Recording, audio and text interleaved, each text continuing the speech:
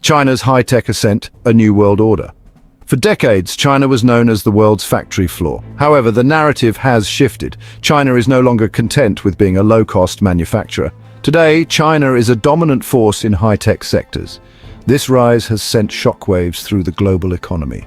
The world is witnessing a power shift with significant implications for the future. The first tremor. China's initial impact on Western jobs. The first China shock hit the West in the early 2000s. China's entry into the World Trade Organization in 2001 marked a turning point. Western companies, lured by lower production costs, shifted manufacturing to China. Factories sprung up across China, eager to meet the demand for everything from toys to textiles. This shift had a profound impact on Western manufacturing jobs. The United States, once a manufacturing powerhouse, saw a significant decline in factory jobs. Industries like textiles, furniture, and electronics were particularly hard hit. Millions of workers lost their jobs, leading to economic hardship and social unrest. This first wave of job losses fueled anxieties about globalization and its impact on Western workers. The China shock became synonymous with the downsides of free trade. It highlighted the vulnerability of Western economies to low-cost competition from China. The second wave: high-tech, overproduction, and looming job losses. Today, the West is bracing for a second China shock. China's dominance is no longer limited to low-cost manufacturing. It has extended its reach to high-tech sectors. Overproduction in electric vehicles, solar panels, and batteries is concerning. China's strategy is clear: become the global leader in these industries. This has resulted in a surge in production capacity. The surplus is channeled into international markets, often at lower prices, threatening jobs in the West. Political backlash, protectionism, and the response to China's rise. China's economic rise has not gone unnoticed in Western capitals. Governments and policymakers are grappling with the implications of China's high-tech dominance. There is growing concern about the potential loss of jobs, the erosion of technological leadership, and the impact on national security. This has fueled a political backlash, with calls for protectionist measures to shield domestic industries from Chinese competition. The United States, under the Trump administration, launched a trade war with China, imposing tariffs on billions of dollars worth of Chinese goods. The Biden administration, while taking a less confrontational approach, has maintained many of these tariffs. The European Union has also expressed concerns about unfair trade practices and has implemented its own set of trade defense measures. This protectionist turn reflects a growing unease with China's economic practices. There is a sense that the existing rules of global trade are inadequate to address the challenges posed by China's state capitalist model. Section 5. Comparative advantage. The foundation of China's economic powerhouse. China's remarkable economic transformation can be partly attributed to the principle of comparative advantage. This economic theory suggests that nations should specialize in producing goods and services where they have a relative cost advantage. They then trade with other countries for goods and services that they produce less efficiently. China, with its vast pool of low-cost labor, initially focused on labor-intensive industries. It became the world's factory for textiles, toys, and basic electronics. This specialization allowed China to leverage its comparative advantage. It produced goods at lower costs than its competitors, making them more affordable in the global market. This in turn fueled China's economic growth, providing the capital and resources for further development. However, China's ambitions went beyond being a low-cost manufacturer. It recognized the need to move up the value chain and compete in higher technology sectors. This required strategic investments in education, infrastructure, and technology. Section 6. State intervention fueling China's high-tech dominance. While comparative advantage played a role in China's initial economic success, it doesn't tell the whole story. China's rise to high-tech dominance is also a result of deliberate state intervention. The Chinese government has played a pivotal role in shaping the country's economic trajectory. It has used a range of industrial policies to support domestic companies, promote innovation, and acquire foreign technology. One of the key tools in China's arsenal is state-owned enterprises, or SOEs. These companies, often with preferential access to capital, resources, and government contracts, have been instrumental in developing key industries, including telecommunications, energy, and transportation. The government has also provided generous subsidies, tax breaks, and other incentives to private companies operating in strategic sectors. This targeted support has helped Chinese companies gain a competitive edge in areas like solar power, electric vehicles, and batteries.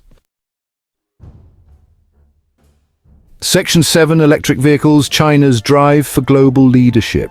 China has set its sights on becoming the world leader in electric vehicles, or EVs. Recognizing the immense growth potential of this sector, the Chinese government has made it a national priority. It has implemented a multi-pronged strategy to promote EV adoption, boost domestic production, and secure a dominant position in the global market. China is now the world's largest EV market, both in terms of production and sales. The government has provided generous subsidies to EV buyers, making them more affordable than gasoline-powered cars. It has also invested heavily in charging infrastructure, making it easier for people to switch to electric. At the same time, China has nurtured a vibrant domestic EV industry. Companies like BYD and NIO have emerged as serious challengers to Tesla, the global EV leader. Section 8. Solar power, China's rise to dominance and the trade war.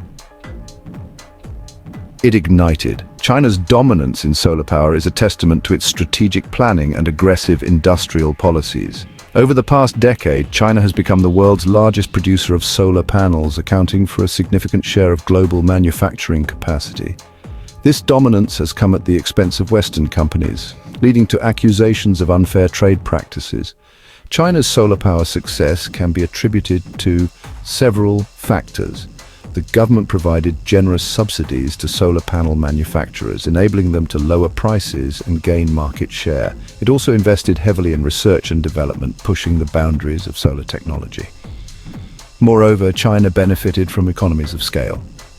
As production ramped up, costs came down, making Chinese solar panels the most competitive in the world. This dominance, however, has not come without controversy. Section 9. Battery supremacy. China's stranglehold on a critical technology. Batteries are essential components in the transition to a cleaner, more sustainable energy future. They power everything from electric vehicles to smartphones to grid-scale energy storage systems. China, recognizing the strategic importance of batteries, has made it a national priority to dominate the global battery supply chain. China controls a significant portion of the world's lithium, cobalt, and nickel reserves, critical minerals used in battery production. It has also invested heavily in refining and processing these minerals, giving it a significant cost advantage. Moreover, China has built a robust battery manufacturing ecosystem, from raw materials to finished products. This dominance has raised concerns in the West, which is heavily reliant on China for batteries. Section 10. A new trade order navigating the challenges of China's dominance. China's rise as a high-tech powerhouse has upended the global trade order. The existing rules, largely established in an era of Western economic dominance, are struggling to address the challenges posed by China's state capitalist model. The West is grappling with how to respond to China's aggressive industrial policies, intellectual property theft, and forced technology transfer. One approach is protectionism. The US, under the Trump administration, imposed tariffs on billions of dollars worth of Chinese goods, aiming to protect domestic industries and jobs. However, this approach has had mixed results. While it has provided some relief to certain sectors, it has also led to higher prices for consumers and businesses. Moreover, tariffs alone are unlikely to address the underlying structural issues in the US-China trade relationship. Section 11. Conclusion. Finding a balance between protectionism and global trade. The rise of China presents both challenges and opportunities for the global economy. On the one hand, China's high-tech overproduction threatens jobs and industries in the West. On the other hand, China's innovation and competition can drive global progress and lower prices for consumers. Finding the right balance between protecting domestic interests and maintaining an open global trading system is crucial. The West needs to adapt to this new reality. This requires investing in education and workforce training to prepare workers for the jobs of the future. It also means promoting innovation and supporting domestic companies in strategic sectors. At the same time, the West needs to engage with China to address unfair trade practices and ensure a level playing field. The goal should be to foster a mutually beneficial relationship that promotes sustainable and inclusive economic growth for all. So hit that subscribe button, ring the bell for notifications, and let's turn the page on a new adventure together. Get ready to experience books like never before, only on VBook 360. Like, comment, and share to support the channel and keep the video magic alive. Thank you for stopping by. And remember, every video has a story, and every story deserves to be shared. See you in the next video.